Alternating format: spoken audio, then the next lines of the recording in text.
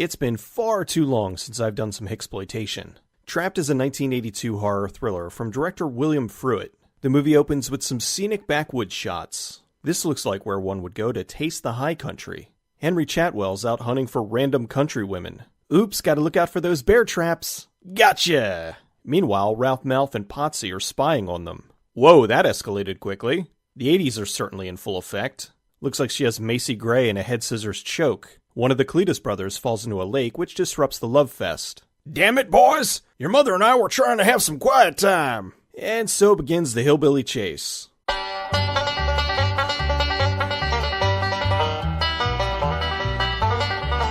Over at Southeastern Tennessee University, Roger's disagreeing with his professor. But desperation, no matter how intense, cannot possibly justify the act of taking another human being's life. All this means is later in the film, he'll be driven to a point where he has to murder someone. Whatever, you little shit. Roger goes to see his girlfriend Diana. Then they meet up with Lee and Caroline. Tee-hee, I have a car and a cowboy hat. They go to a diner to talk about their road trip to the mountains tomorrow. The four of them are headed there, and their buddy Dave is going to meet them the day after. Over in Baker County, Henry's wife Amy is waiting for him to get home. Oh, if only I followed my dream to be in that Duran Duran video. None of the women in this county seem to wear underpants. She asks the neighbors where Henry is. This looks like when you hold a steak in front of a pack of hungry dogs. She's bored when suddenly she notices the welfare inspector's in town.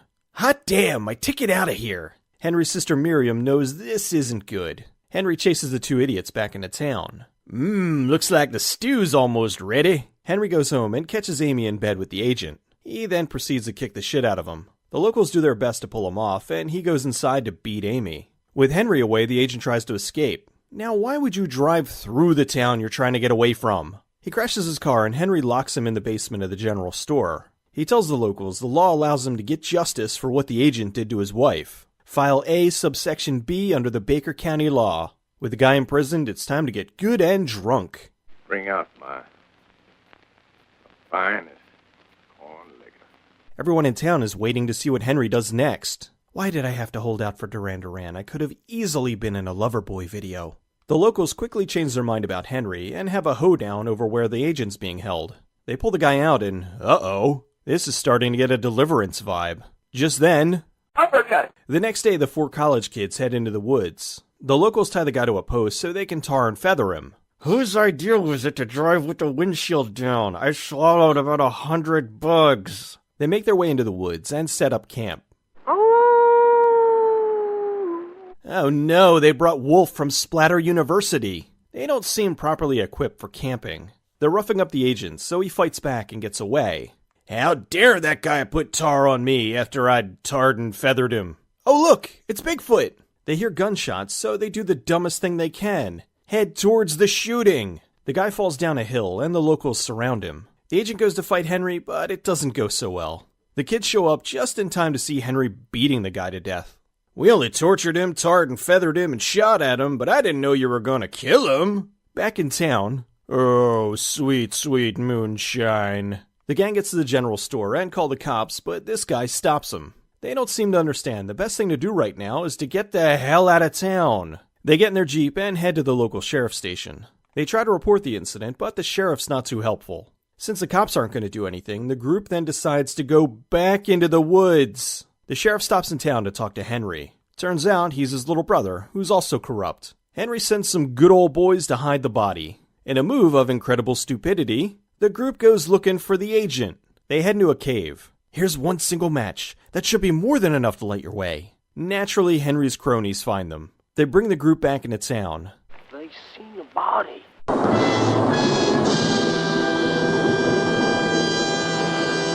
Back in the sheriff's office, the deputy is just now discovering that he's corrupt. After interrogating the group, they put them in the cellar. The town's just now realizing this isn't the first time Henry's murdered someone.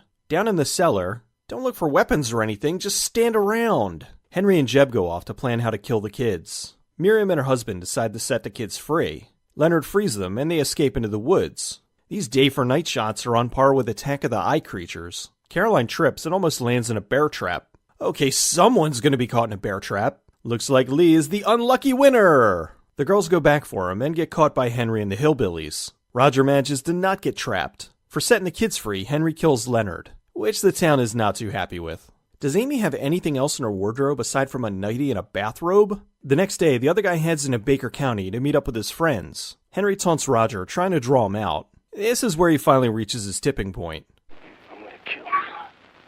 Hey, boy! Party's gonna begin! It wouldn't be exploitation without, well, you know. Roger now has a hatchet and is going in for the kill. I'm gonna get these sons of bitches! The deputy knows something's up, so he calls for backup. Dave stops in town and hears Diana. He speeds off and Henry chases him. Henry cuts him off and, they trash that sweet Trans Am. Oh yeah, and Dave's dead. Roger wakes up to find the town wants him to stop Henry. They even give him a gun to kill him. Maybe they should have also showed him how to shoot the thing. He tries to stop Jeb, but can't shoot, so he runs away. Not exactly Paul Kersey, is he? Roger fails at stealth, and by pure luck, doesn't get shot. He climbs up the roof, falls, knocks over the antenna, and accidentally kills Jeb. Yeah, that's what you get! Henry sees this and tries to run him over. Wow, the floor of the general store is very sturdy. The truck gets stuck, so Henry and Roger go at it. He's yelling at everyone, giving Roger the perfect opportunity to drop hot tar on him. Roger goes inside to free his friends, and here comes Tar Henry. He kinda fights him off and gets lucky when he lands near a lantern. Tar is flammable, I guess? Henry burns, and the flames set off the moonshine in the cellar. Now that it's over, the police show up. Of course, in a callback to the beginning of the movie, we hear Roger talking about how he could never murder someone. So it's all over, and I have one question. Who the hell was the girl in the beginning of the movie? Trapped was filmed mostly in Clayton, Georgia and Toronto, Ontario, Canada. Director William Fruitt mostly did thrillers in the 70s, like Death Weekend and Search and Destroy. In the 80s, he transitioned more into horror and horror thrillers with Spasms, Funeral Home, and Trapped. He eventually moved into directing TV with War of the Worlds, Goosebumps, and Poltergeist the Legacy. The movie looks great, so it was no surprise the cinematographer was Mark Irwin, who frequently worked with David Cronenberg. In the 70s and 80s, Canadian filmmakers were taking advantage of a new tax law. Many of the films that come from this came to be known as tax shelter films and Canucksploitation.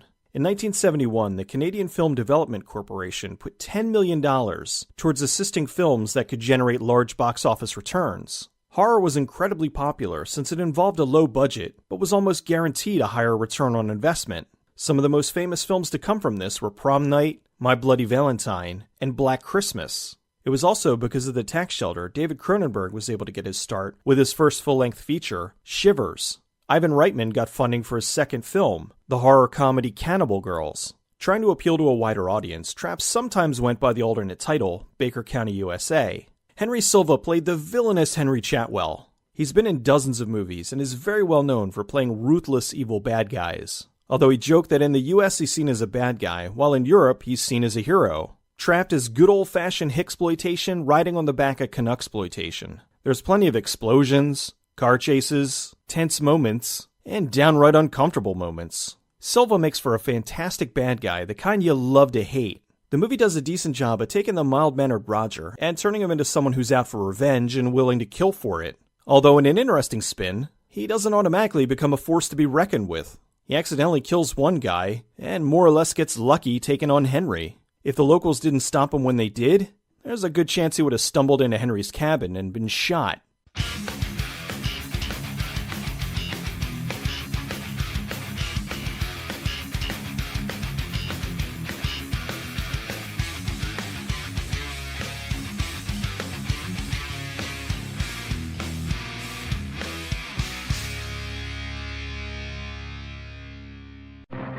What's that bird trap?